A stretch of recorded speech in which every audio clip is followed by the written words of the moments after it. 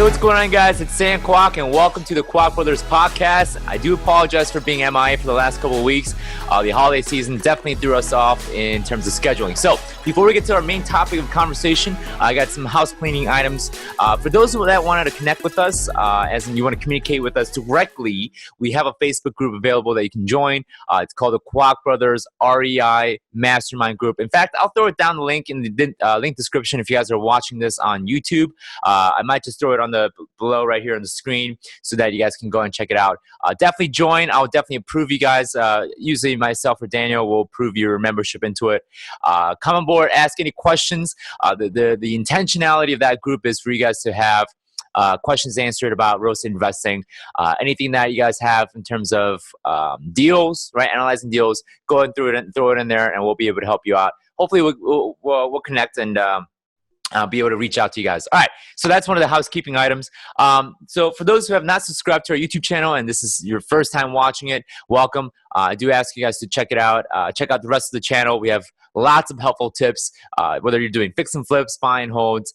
You probably clicked on this podcast because you guys want to find out today whether if you want to hire a property management company or you want to do the property management company yourself, right? Managing the property yourself. So we're going to talk about it, and I do have some experience in this, and I've done both, right?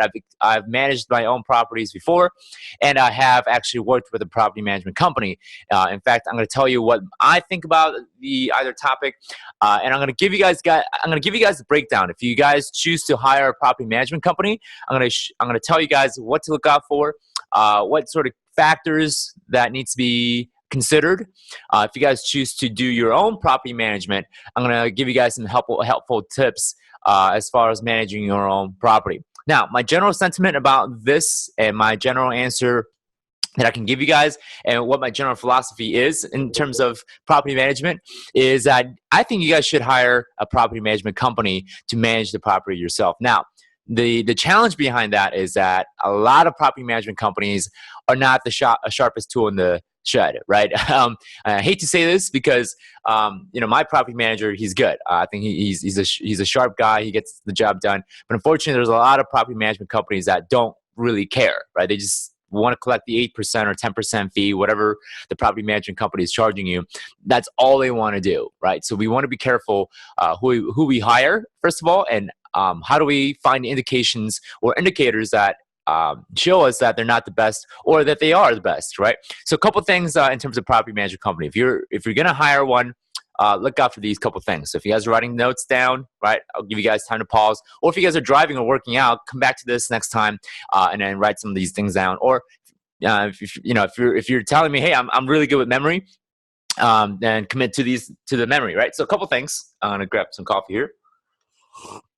So a couple of things to look out for. Number one is that you want to hire a property management company that obviously is licensed, right? I believe 49 out of the 50 states require property managers to have licensing.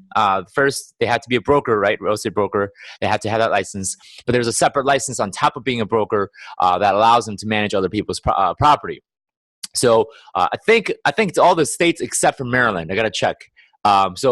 Yeah, I think so. I got to double check to see if that's correct.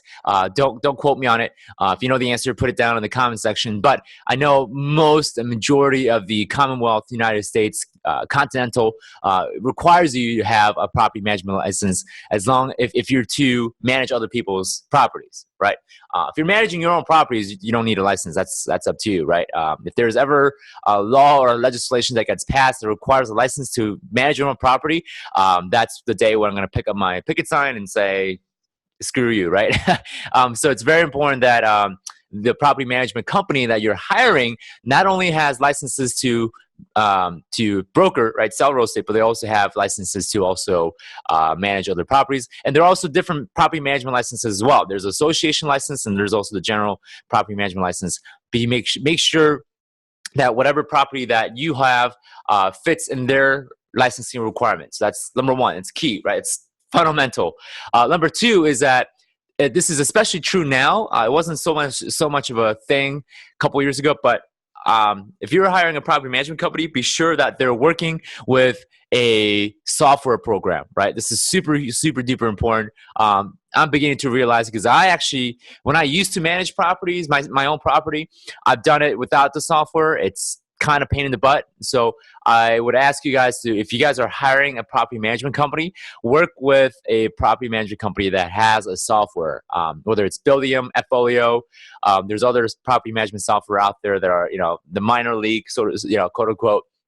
I would say work with those companies that have the software, right? Doesn't matter which software, as long as they're good with it, right? Fine by me, right? Fine by you guys, right? The property management company that I use, they use Folio. Folio allows them to, and again, I'm not paying to say this, just so you guys know. Folio allows tenants to pay online, right? They get to pay either by credit card or they get to pay e-check, right, using routing number and checking account number.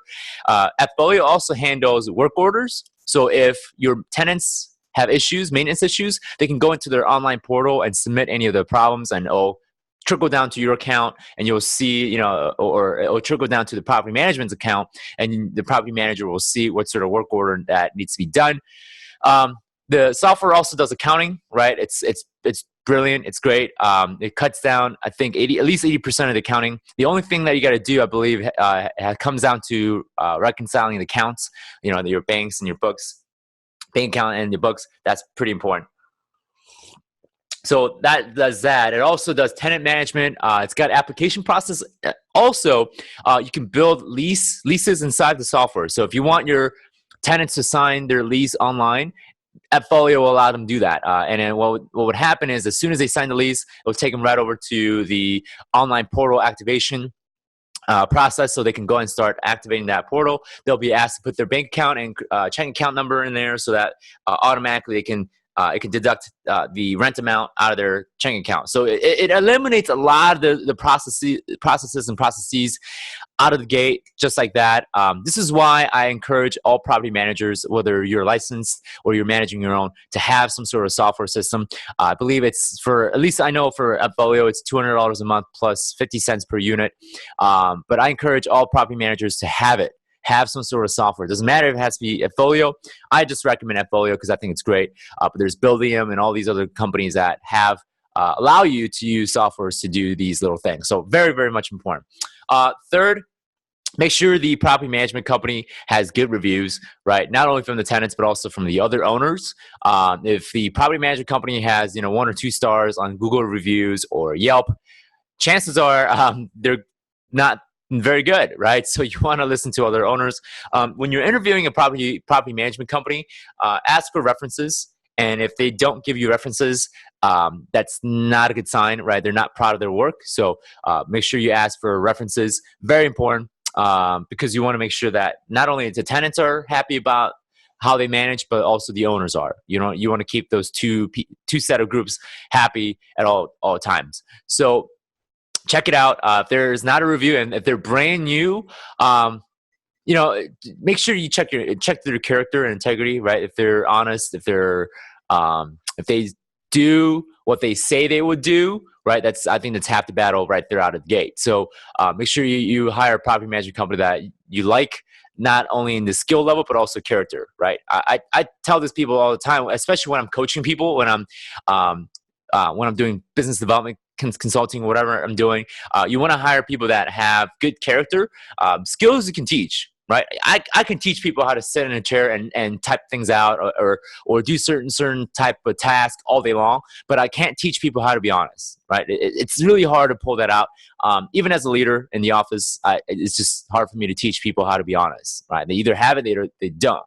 So this is something that, if you follow guys like Jim Collins, who wrote the book Good to Great, you want to have the right people in the right seat, right, is what he says a lot. So you want to make sure you hire people just like property management company or maintenance people, realtors, lawyers, right? It's the same thing. You want to have the right people, and those right people tend to have good character, moral set of ethics that you can't necessarily just teach in one day. Again, I said skills you can teach. Characters, morals, and ethics are a little bit harder to teach. Those are things that typically people are brought up on. So that's key. The last thing I can think of in terms of property management, if you want to hire a good property management company, is that they have solid understanding of the local landlord-tenant ordinances, especially if you are in a major city.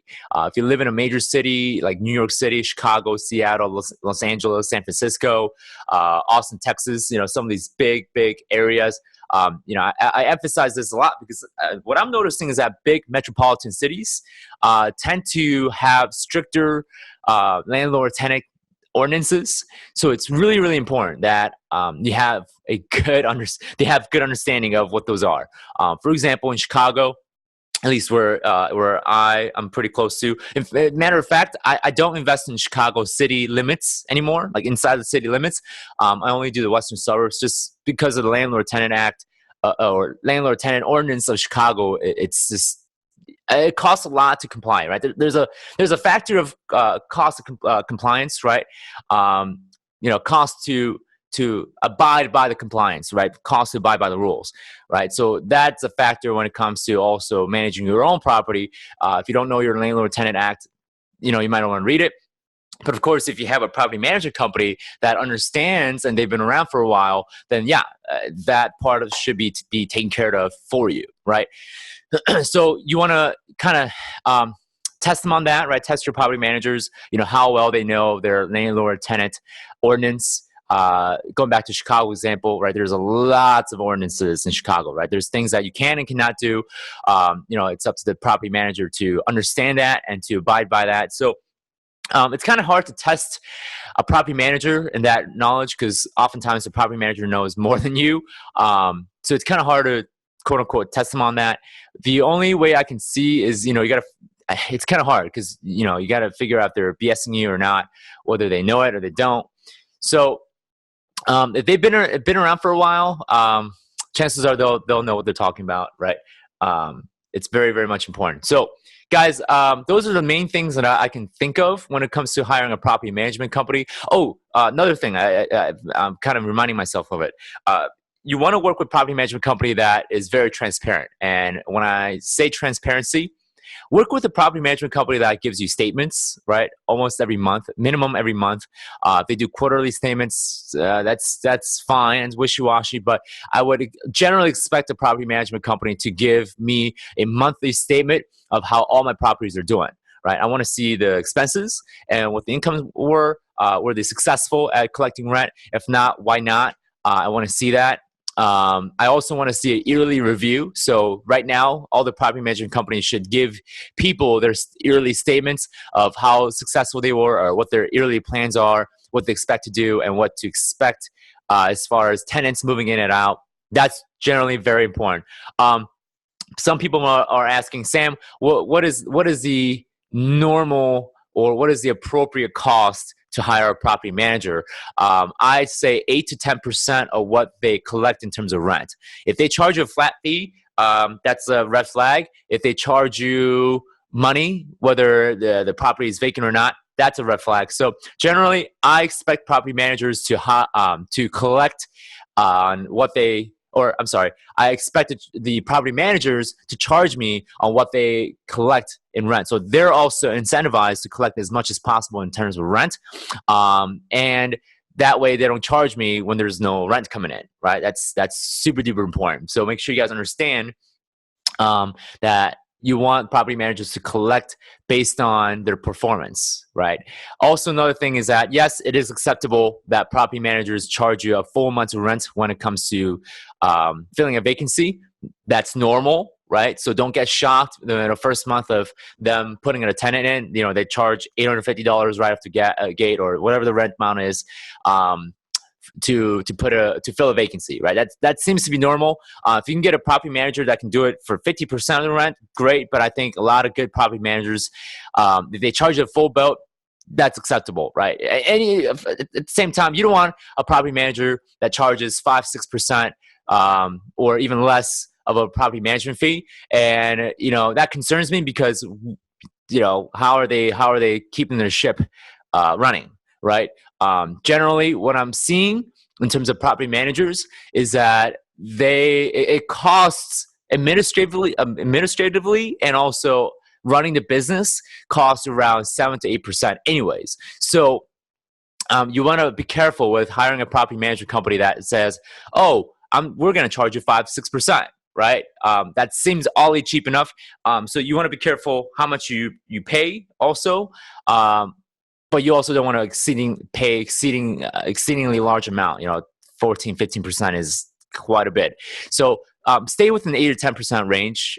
That's where I think where property managers can also be profitable. At the same time, they can run a good ship.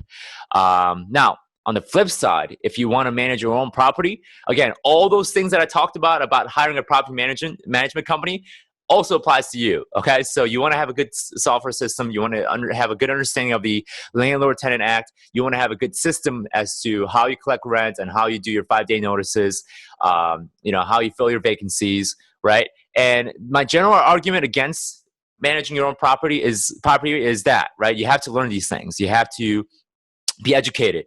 You have to spend time, right, doing these things when you can just take those time, the time you're spending on property management on going out and looking for new deals, right? So for me, I prefer to have someone else manage it, or at least have a system manage my properties and take the time that I'm saving, right, from hiring a property manager to go look for more deals or to go set up or analyze more deals. So my time allocation should be building my portfolio more so than trying to guard it, right? You should really be doing both, but you should be delegating that out to someone that is good at it, right?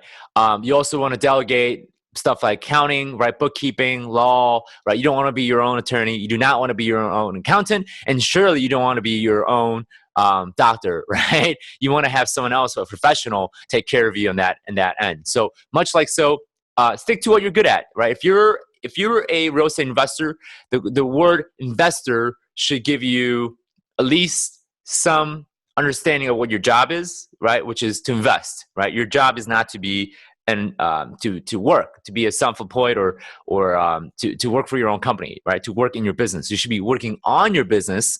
There's a difference there, right? Working in your business versus working on your business. So make sure you let a system run for you, not you trying to run the system, right? Don't be the cogwheel, build that cogwheel. Okay.